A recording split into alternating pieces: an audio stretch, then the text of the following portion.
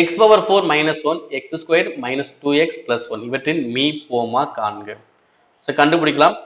X power 4 minus 1 எப்படி எழுதலாம்? X power 4 minus 1 power 4 எழுதலாமா? இதை சுருக்கணும்னா எக்ஸ் ஸ்கொயர் மைனஸ் 1 ஸ்கொயர் அடுத்து எக்ஸ் ஸ்கொயர் பிளஸ் 1 ஸ்கொயர் அடுக்குல பாதியாக அவ்வளவுதான். ஓகேங்களா? அடுத்து X square minus 2x plus 1 இங்க என்ன வரும் பாத்தீங்க அப்படின்னா X square minus 2x plus 1. So என்ன பண்ணணும்? பிரிக்கணும். பெருக்குனா 1 வரணும். அதே மாதிரி கூட்டா மைனஸ் 2 வரணும். எப்படி பிரிக்கலாம்? மைனஸ் 1 மைனஸ் 1 மைனஸ் 1 மைனஸ் 1 பிரிக்குனா பிளஸ் 1 மைனஸ் 1 மைனஸ் 1 மைனஸ் 2. அப்ப என்ன ஒரு எக்ஸ் மைனஸ் 1 இங்க எக்ஸ் மைனஸ் 1. ஓகேங்களா? அப்ப எக்ஸ் மைனஸ் 1 ஹோல் ஸ்கொயர். ஓகேங்களா? X minus 1 whole square. இங்க என்ன இருக்கு? எக்ஸ் ஸ்கொயர் மைனஸ் 1 ஸ்கொயர் இருக்கு. இங்க எக்ஸ் ஸ்கொயர் பிளஸ் 1 ஸ்கொயர் இருக்கு.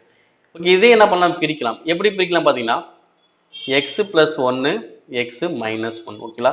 அப்ப இது தனியா பிரிச்சாச்சுன்னா இது அப்படியே இருக்கும். அப்ப இது ஃபுல்லா ஒரு டைம். அப்ப எக்ஸ் பவர் 4 மைனஸ் 1 ஒரு X square plus 1 square X plus 1 X minus 1. இங்க எக்ஸ் மைனஸ் 1 ஹோல் ஸ்கொயர். இங்க என்ன பண்ணும்? அனைத்தையுமே எழுதணும். அடுக்கு பெருசுங்களா? ஓகே, அப்ப ஃபர்ஸ்ட் இது என்ன இருக்கு? எக்ஸ் ஸ்கொயர் பிளஸ் 1 ஸ்கொயர் அப்ப பிளஸ் 1 எக்ஸ் ஸ்கொயர் பிளஸ் 1 அடுத்து எக்ஸ் பிளஸ் 1 அடுத்து இங்க எக்ஸ் மைனஸ் 1 இங்க எக்ஸ் மைனஸ் 1. எது பெருசு? இதுதான் பெருசு. அப்ப answer X minus 1 whole square. அப்ப ஆன்சர் எது கரெக்ட்?